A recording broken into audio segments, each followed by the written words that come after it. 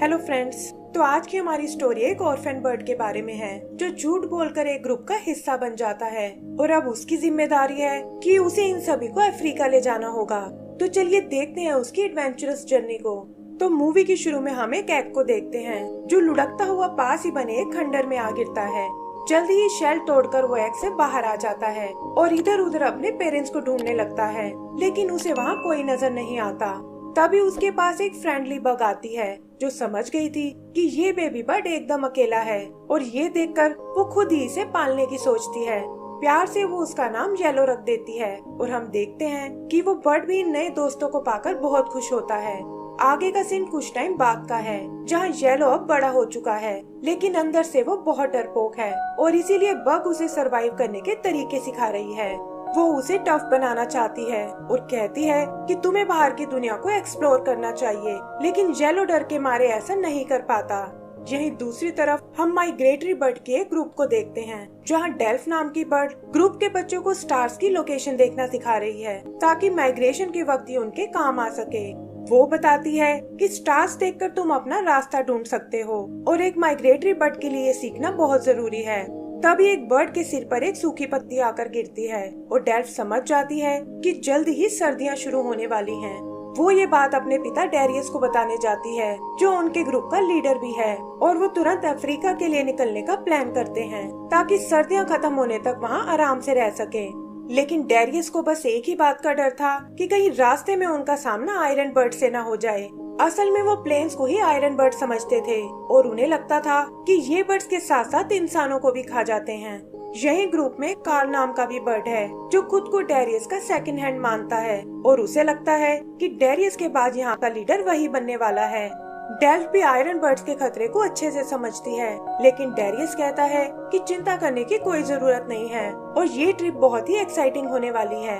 आगे हम येलो को देखते हैं जो बग के साथ नट उछालने वाली एक गेम खेल रहा है और उसे लगता है कि ये छोटा सा खंडर ही उसकी पूरी दुनिया है। लेकिन बग के दिमाग में तो एक प्लान चल रहा था और वो उस नट को उछालकर खंडर से दूर फेंक देती है। फिर वो येलो से उसे वापस लाने को बोलती है और ऐसा शो करती है जैसे उसके पैर में मोच आ गई हो। येलो कहता है कि इसमें बाहर जाने की कोई जरूरत नहीं है और हम कोई दूसरी गेम खेल सकते हैं, लेकिन बग उसे इमोशनल ब्लैकमेल करती है कि वो नट मुझे मेरी दादी ने दिया था और मैं उसके बिना नहीं रह सकती। येलो को ना चाहते हुए भी उसकी बात माननी पड़ती है और हम देखते हैं कि बग भी छुपकर उसका पीछा कर रही है। उधर डेरियस का ग्रुप निकलने की तैयारी करता है और डेरियस ये चेक करने चाहता है कि इस बार उन्हें कौन सा रूट लेना चाहिए ताकि वो आयरन बर्ड्स को अवॉइड कर सके। तभी कुछ कैट्स वहाँ उस पर अटैक कर देती हैं, जिससे डेरियस बुरी तरह घायल हो जाता है और देखता है कि अब वो उड़ने के बिल्कुल लायक नहीं है। वो खुद को बचाने की बहुत कोशिश करता है और किसी तरह उनसे पीछा छुड़ाकर एक टूटी हुई चर्च में आ पहुँचता है। यहीं पास ही में हम येलो को देखते हैं जिसे अपना खोया हुआ नट मिल जाता है और तभी उसकी नजर डेरियस पर पड़ती है जो मदद के लिए चिल्ला रहा है। पहले तो वो बहुत डर जाता है कि कहीं वो किसी मुसीबत में न पड़ जाए, लेकिन डेरियस के बहुत रिक्वेस्ट करने पर वो फाइनली एक बार उसे चेक करने जाता है और देखता है कि उसकी हालत बहुत खराब है। वो उसकी मदद करने की कोशिश करता है, लेकिन डेरियस समझ चुका था कि अब उसके पास ज्यादा टाइम नहीं बचा है और वो येलो से अपने लिए काम करने को कहता है। वो उसे अपनी सिचुएशन समझाता है कि कैसे वो अपने ग्रुप को अफ्रीका ले जाने वाला था, लेकिन अब वो ऐसा नहीं कर पाएगा और इसीलिए येलो को उसके भतीजे कार्ल तक एक मैसेज पहुंचाना होगा, क्योंकि अब वही है जो उनके ग्रुप को अफ्रीका ले जा सकता है। फिर वो कार्ल के लिए अपना मैसेज देता है कि मैंने आयरन बर्ड्स के रूट को अच्छे से स्टडी किया है और हमारे रेगुलर रूट पर उनकी फ्रीक्वेंसी बहुत बढ़ गई है और इसीलिए अब उन्हें एक नया रास्ता लेना होगा। वो उसे नए रास्ते के कुछ लैंडमार्क्स के बारे में भी बताता है और हम देखते हैं कि येलो ये सब सुनकर पैनिक होने लगा है क्योंकि वो इतनी सारी इंफॉर्मेशन को याद नहीं रख सकता था। तभी डेरियस को ढूंढते हुए उसका ग्रुप वहाँ आता है और वो देखते हैं कि डेरियस नीचे घायल पड़ा हुआ है। डेल्फ अपने पिता से बात करने आती है, लेकिन वो बस इतना कह पाता है कि तुम्हें इस येलो बर्ड की बात सुननी चाहिए और इतना कहकर वो दम तोड़ देता है। डेल्फ और बाकी बर्ड्स उसके जाने से बहुत दुखी होते हैं और तभी कार्ल की नजर येलो पर पड़ती है। अब इससे पहले कि येलो उसे कुछ बता पाए, वहाँ उसकी फ्रेंड बग आ जाती है और कहती है कि डेरियस ने तुम्हारे बारे में सब बता दिया है कि कैसे तुम लोग अफ्रीका जाना चाहते हो, लेकिन उसके लिए तुम्हें इस येलो बर्ड की जरूरत पड़ेगी। इस पर काल कहता है कि ग्रुप में किसी नए बर्ड के लिए कोई जगह नहीं है, लेकिन बग उन्हें बताती है कि येलो ही अफ्रीका जाने का नया रास्ता जानता है, क्योंकि पुराने रास्ते पर तो आयरन बर्ड्स का खतरा है। डेल्फ को याद आता है कि उसके पिता ने भी उन्हें येलो की बात सुनने को कहा था, और इस पर बग कहती है कि यही तुम्हारे पिता की लास्ट विश थी कि येलो तुम्हें अफ्रीका तक ले जाए। येलो बग से चुप रहने को बोलता है कि ये तुम मुझे किस मुसीबत में डाल रही हो, और मुझे तो अफ्रीका जाने के बारे में कुछ नहीं पता। तब बग उसे बताती है कि तुम्हें बस डेरियस के बताए लैंडमार्क्स को ढूंढना होगा, और इस तरह तुम्हें भी अपना एक ग्रुप मिल जाएगा। काल उसे वो रूट खुद को बताने को कहता है, लेकिन येलो कहता है कि डेरियस ने ये जिम्मेदारी मुझे दी है और मैं अपने प्रॉमिस को नहीं तोड़ने वाला। वो बात कर ही रहे थे कि तभी वहाँ वो कैट्स आ जाती हैं और काल अपने ग्रुप को लेकर उड़ जाता है। यही हम ग्रुप के एक बेबी बर्ड को देखते हैं जो गलती से पीछे छूट गया है, और येलो हिम्मत दिखाकर उसे उन कैट से बचा लेता है। पता चलता है कि इस बेबी बर्ड का नाम फ्लैग है और ये विली नाम के एक मेंबर का छोटा भाई है। विली और डेल्फ येलो का शुक्रिया अदा करते हैं, और डेल्फ कहती है कि शायद मेरे डैड ने सही फैसला लिया है और अब हम अफ्रीका तक तुम्हें ही फॉलो करेंगे। काल को ये आइडिया बिल्कुल पसंद नहीं आता कि उन्हें इस तरह एक स्ट्रेंजर पर भरोसा नहीं करना चाहिए, लेकिन डेल्फ कहती है कि यही मेरे डैड की आखिरी विश थी, और बाकी बर्ड्स भी उससे एग्री करते हैं। तभी येलो को सामने कुछ नुकीले माउंटेन्स दिखते हैं जो ठीक वैसे ही हैं जैसा कि डेरियस ने बताया था, और वो उस ग्रुप को लेकर उसी डायरेक्शन में जाने लगता है। ऐसे ही चलते हुए वो लोग पेरिस पहुंच जाते हैं, और येलो जिसने पहली बार किसी सिटी को देखा था वहाँ उस पर एक के बाद एक मुसीबतें आने लगती हैं। उसे लगता है कि शायद उससे गलती हो गई है, और वो डेल्फ से कहता है कि अब मैं तुम्हें और आगे नहीं ले जा सकता क्योंकि मैं ट्रेवल करने के लिए नहीं बना हूँ। डेल्फ के इमोशनल होने का भी उस पर कोई असर नहीं पड़ता, और तभी उसे अचानक बग दिखाई देने लगती है जो उसे समझाती है कि ये लोग तुम पर बहुत भरोसा करते हैं और तुम्हें इन्हें बीच में नहीं छोड़ना चाहिए। येलो भी उसकी बात समझ जाता है और वो एक बार फिर अपनी जर्नी पर निकल पड़ते हैं। आगे वो देखते हैं कि बाकी बर्ड्स उनसे उल्टी डायरेक्शन में जा रहे हैं, और ये देखकर काल को उस पर फिर से शक होने लगता है, लेकिन तभी सामने उन्हें समुद्र नजर आता है। वो सब इसे स्पेन का इलाका सोचते हैं, जिसे क्रॉस करते ही वो अफ्रीका पहुंच जाएंगे, और येलो को भी लगता है कि शायद वो उन्हें सही जगह ले आया है। यहाँ वो एक ट्री होटल में रात बिताने का प्लान करते हैं, जिसका मैनेजर एक लालची ईगल है। ईगल जानता था कि ये अफ्रीका की बजाय यूरोप में आ गए हैं, और ये समुद्र उन्हें आइसलैंड की ओर ले जाएगा, लेकिन वो इस बारे में कुछ नहीं बताता और ऐसा बिहेव करता है जैसे वो सब स्पेन में ही हैं। उधर काल एक वेटर से सच उगलवा लेता है कि वो लोग स्पेन में नहीं बल्कि नीदरलैंड में हैं, और वो येलो से सबको सच बताने को बोलता है, लेकिन बाकी बर्ड्स को लगता है कि ये सब उसकी जेलसी के कारण है, और वो उसकी बातों पर कोई ध्यान नहीं देते। येलो को रियलाइज होता है कि वो शायद गलती कर रहा है, और वो डेल्फ को सच बताने की कोशिश करता है कि मैं तुम लोगों को लीड करने के बिल्कुल लायक नहीं हूँ और तुम्हें इससे आगे नहीं ले जा सकता। लेकिन डेल्फ उसे एक बार फिर समझा लेती है कि तुम बस हमें अफ्रीका तक छोड़ दो, जहाँ मेरे डैड का एक दोस्त हमारा वेट कर रहा है, और इसके बाद तुम वापस अपने घर जा सकते हो। येलो को उसकी बात माननी पड़ती है, लेकिन उसे ये डर था कि वो इन सबको अफ्रीका तक कैसे लेकर जाएगा। यहीं उसकी मुलाकात एक सील कपल से होती है जो उसे बताते हैं कि अफ्रीका तो यहाँ से एकदम उल्टी डायरेक्शन में है।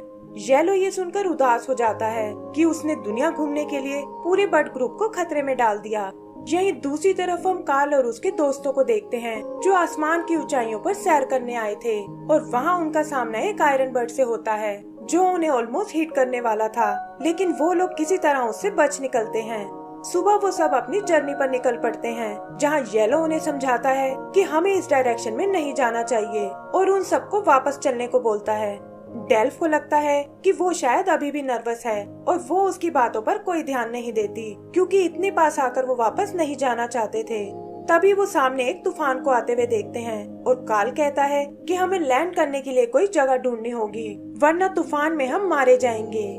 पहले तो उन्हें कुछ नजर नहीं आता, और तभी उनकी नजर एक डूबते हुए शिप पर पड़ती है, और वो सब उसके अंदर चले जाते हैं। वो सब तूफान के थमने का वेट करते हैं, और तभी उनके बेबी बर्ड्स को भूख लगने लगती है। येलो विली और डेल्फ को लेकर नीचे खाना ढूंढने जाता है, और यही हम देखते हैं कि शिप पर उनके अलावा कुछ और बर्ड्स भी हैं। उन्हें लगता है कि ये शायद कुछ ज़ॉम्बी बर्ड्स हैं, और काल सबको तुरंत इस शिप से बाहर निकलने को बोलता है। तभी एक नट के लगने से वो बेहोश होकर नीचे गिर जाता है, लेकिन येलो और विली किसी तरह बचाकर उसे बाहर ले आते हैं।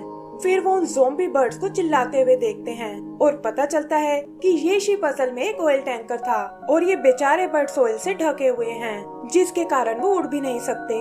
येलो उनकी मदद करने की सोचता है और वो लोग शिप से बंधी एक बोट को नीचे उतार देते हैं, जिससे उन ब्लैक बर्ड्स को भी बचने का एक जरिया मिल जाता है। फिर जल्दी ही वो उस तूफान के बाहर निकल आते हैं, लेकिन यहाँ उनका सामना नॉर्थ सी की ठंडी हवाओं से होता है और उसके साथ बहते हुए वो एक आइलैंड पर क्रैश हो जाते हैं। आँख खुलने पर वो देखते हैं कि यहाँ चारों तरफ बर्फ ही बर्फ है और वो समझ जाते हैं कि हम लोग आइसलैंड आ पहुँचे हैं। ठंड के कारण वो सब कांपने लगते हैं और येलो को ये देखकर बहुत दुख होता है। वो हिम्मत करके उन्हें सच्चाई बताता है कि डेरियस ने इस काम की जिम्मेदारी काल को ही दी थी, लेकिन मैंने झूठ बोलकर तुम्हें गुमराह कर दिया और मेरी इसी सेल्फिशनेस की वजह से आज तुम सब मुसीबत में हो। डेल्फ को ये सुनकर बहुत गुस्सा आता है कि हमने तुम पर दिल से भरोसा किया था, तो फिर तुम हमें धोखा कैसे दे सकते हो। येलो उसे यकीन दिलाता है कि मैं तुम्हें सच बताने ही वाला था, लेकिन डेल्फ उसकी ओर कोई ध्यान नहीं देती और ये देखकर येलो वहाँ से चला जाता है। जल्दी ही ठंड के कारण उसकी हालत खराब होने लगती है और तभी वो एक बार फिर बग को देखता है, जो उसे अपने पीछे आने को कहती है। येलो देखता है कि सामने तो एक एयरपोर्ट बना हुआ है और इससे उसे एक आइडिया आता है। फिर हम उसे ग्रुप के पास वापस आते हुए देखते हैं, जहाँ काल कहता है कि मैंने इससे बुरा आइडिया पहले कभी नहीं सुना, लेकिन येलो उन सबको लेकर एयरपोर्ट तक आता है और बताता है कि ये आयरन बर्ड्स बिल्कुल खतरनाक नहीं हैं और इंसान तो इनका यूज ट्रेवल करने के लिए करते हैं। काल को ये सब भी उसकी कोई चाल लगती है और वो कहता है कि हमें इसकी बात नहीं माननी चाहिए, वरना आयरन बर्ड हमें अपना शिकार बना लेंगे। येलो उन्हें भरोसा दिलाने के लिए खुद प्लेन पर जाने की सोचता है, लेकिन वो नहीं जानता था कि इनमें से अफ्रीका कौन सा प्लेन जाएगा। तभी एक प्लेन पर उसे एक जिराफ बना हुआ दिखता है, जो ज्यादातर अफ्रीका में पाए जाते हैं और इससे उन्हें अपना प्लेन मिल जाता है।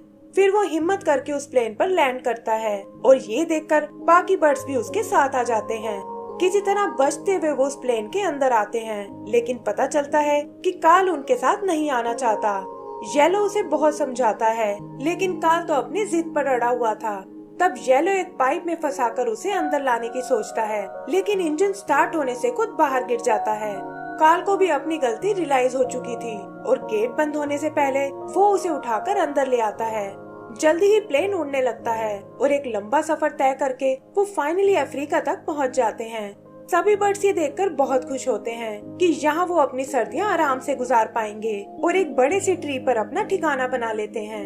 येलो ये कहकर वहाँ से जाने लगता है कि अब डेरियस को दिया वादा पूरा हो चुका है और जैसा कि डेल्फ ने बताया था, यहाँ तुम्हें डेरियस का एक दोस्त मिलने वाला है, तो अब मेरी यहाँ कोई जरूरत नहीं है। लेकिन पता चलता है कि डेल्फ ने ये सब उससे झूठ बोला था, ताकि वो उसके खोए हुए कॉन्फिडेंस को वापस ला सके और फिर वो उसे अपने ग्रुप का एक हिस्सा बनने को कहते हैं। येलो भी ये सुनकर बहुत खुश होता है कि फाइनली उसे अपनी फैमिली मिल गई है और इसी के साथ हमारी ये मूवी भी खत्म हो जाती है। तो दोस्तों, अगर आपको ये मूवी पसंद आई हो तो प्लीज हमें लाइक एंड सब्सक्राइब करना ना भूलें। Thank you.